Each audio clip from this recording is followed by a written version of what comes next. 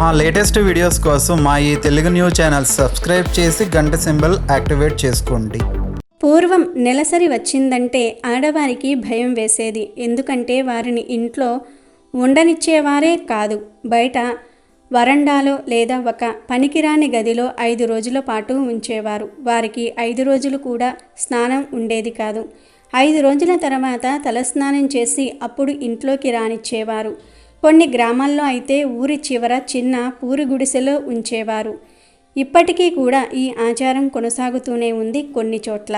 కానీ ఇప్పుడు జనరేషన్ మారింది. నెలసరి వచ్చినా సరే ఏమీ పట్టించుకోకుండా ఇంట్లో ప్రతి వస్తువును ముట్టుకుంటూ ఉన్నారు.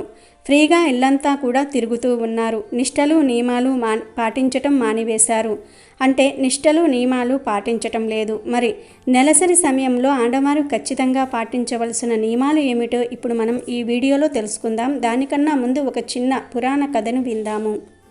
ఒకనాడు దేవలోకమున ఇంద్రుని సభలో రంభ, ఊర్వశి నాట్యంలో ఒకరికంటే ఒకరు గొప్పవారమని కీచులాడుకుంటూ ఉన్నారు. తుదకు దేవేంద్రుని వద్దకు పోయి మా ఇరువురిలో నాట్యం చేయటంలో ఎవరు గొప్పవారో చెప్పమని అడిగారు. దేవేంద్రుడు ఏమీ చెప్పలేనో ఏమి చెప్పవలనో తోచక మునీశ్వరులతో దేవతలతో సభ ఏర్పాటు చేసి వారిద్దరిలో ఎవరు నాట్యం బాగా చేయగలరో నిర్ణయించమని అడిగాడు. దానికి రంభ, ఊర్వశిలిద్దరూ కూడా ఒకరిని మించినట్లుగా మరి ఒకరు నాట్యం చేశారు.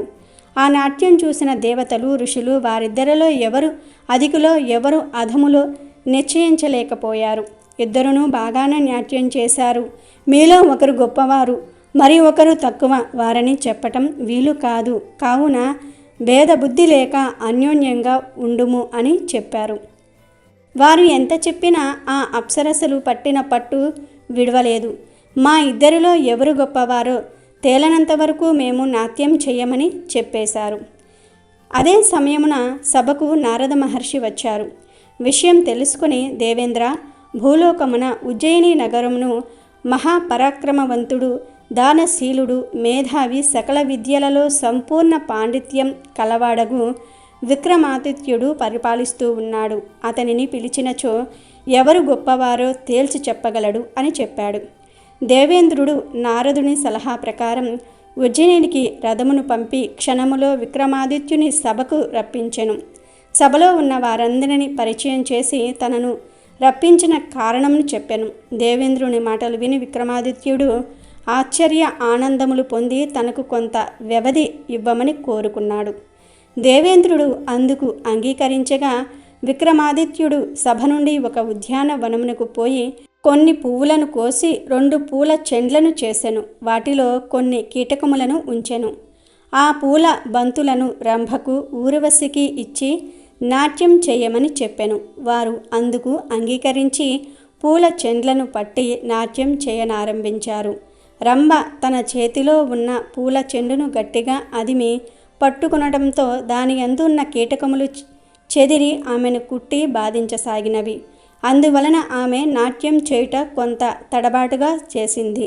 ఊర్వశి తన చేతి యందున్న పూల చెండును మృదువుగా పట్టుకొని ఏ విధమైన బాధ పొందక హాయిగా నాట్యం చేసెను. కొంతసేపు అలా వారి నాట్య ప్రదర్శన జరిగిన తరువాత దేవేంద్రుడు విక్రమాదిత్యుడిని చూసి వీరిద్దరిలో ఎవరు బాగుగా నాట్యం చేశారు అని అడుగగా ఊర్వశి బాగుగా నాట్యం చేసింది అని చెప్పాడు. అది విని దేవేంద్రుడు ఆ విషయంను మీరు ఎలా నిర్ణయిస్తారు అని అడుగగా దానికి విక్రమాదిత్యుడు రంభను, ఊర్వశిని చూసి మీకు నేనిచ్చిన పూల చెండ్లను ఇటు ఇవ్వండి అని అడిగాడు. రంభ నాట్యం చేస్తున్నప్పుడు దానిని క్రింద పడవేసింది. అందువలన తల వంచి నిలబడింది. ఊర్వశి తన చేతిలో ఉన్న చెండును విక్రమాదిత్యుని ఎదుట పెట్టెను. అప్పుడు విక్రమాదిత్యుడు దేవేంద్రుని చూసి, దేవేంద్ర, వీరిద్దరిలో గల భేదములు గమనించారు కదా. రంభ నేనిచ్చిన చెండును కింద పడవేసింది.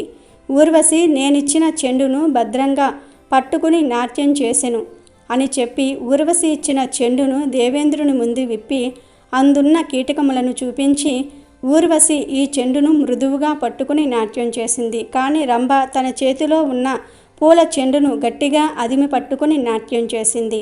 ఇందులోని కీటకములు బాధ కలిగించి ఆమెను కుట్టి బాధించసాగినవి. ఆ బాధ వలన రంభ నాట్యం సరిగ్గా చేయలేకపోయినది. ఆ కీటకముల బాధతో ఆమె చెండును కింద పడవేసినది. కావున ఊర్వశినే గెలుపొందినదని నా నిశ్చయం అని చెప్పెను.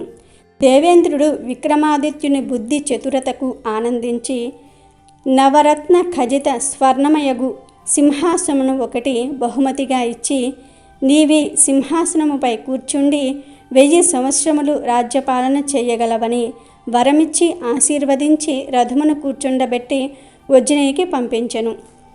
వీడియోలోకి వస్తే ఋతుక్రమంలో కొన్ని నియమాలు పాటించాలి. ఋతుక్రమంలో 4వ రోజుతో మలినాలన్నీ కూడా బయటకు వెళ్ళిపోతాయి కనుక ఆ రోజు పరిశుభ్రంగా ఉండాలి. నీటిలో పసుపు కలుపుకొని స్నానం చేయాలి. పసుపు ఒంటి నిండా రాసుకొని అప్పుడు తలస్నానం చేయాలి. ఒక చిన్న పసుపు ముద్దను మింగాలి. ఇలా చేసినట్లయితే శరీరంలో ఇంకా ఏదైనా సరే బ్యాక్టీరియా మలినాలు ఉంటే తొలగిపోతాయి. 4 రోజులకు ఋతు స్నానం చేసే ముందు ఖచ్చితంగా నీటిలో చిటికెడు పసుపు వేసుకొని ఆ నీటితోనే స్నానం చేయాలి. అయితే ఈ రోజుల్లో చాలామంది ఋతు స్నానం విషయంలో ఒక తప్పు చేస్తూ ఉన్నారు.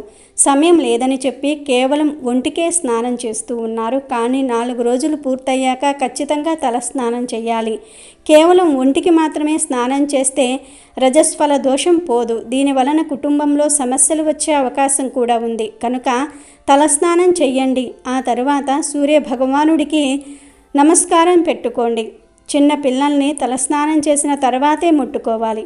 5వ రోజు మాత్రం సూర్యోదయం కాకుండానే తలస్నానం చేయాలి.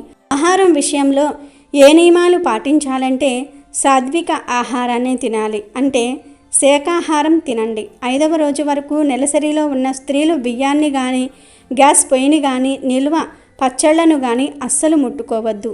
ఇంట్లో మగవారితో పనులు చేయిస్తే మంచిది. మరొక విషయం ఏమిటంటే నెలసరిలో ఉన్న ఆడవారు బీరువాను అస్సలు ముట్టుకోవద్దు. ముట్టుకుంటే లక్ష్మీదేవి అక్కడే ఉంటుంది కాబట్టి అక్కడ నుండి వెళ్ళిపోతుంది. నెలసరి తర్వాత చక్కగా ఇంటిని శుద్ధి చేసుకోవాలి. శుద్ధి చేసుకునేటప్పుడు 2 చుక్కల గోమూత్రం నీటిలో కలిపి ఇల్లంతా కూడా శుభ్రపరచుకోవాలి. ఈ విధంగా ఆడవారు నెలసరి సమయాలను పాటిస్తే ఎలాంటి అరిష్టం ఉండదు. పైగా అప్పుల కష్టాలు పోయి లక్ష్మీ కటాక్షం సిద్ధిస్తుంది. కాబట్టి స్త్రీలు నెలసరి సమయంలో తప్పక ఈ నియమాలను పాటించండి. వీడియో నచ్చితే లైక్ చేయండి, షేర్ చేయండి, బట్ సబ్స్క్రైబ్ చేసుకోవడం మర్చిపోవద్దు.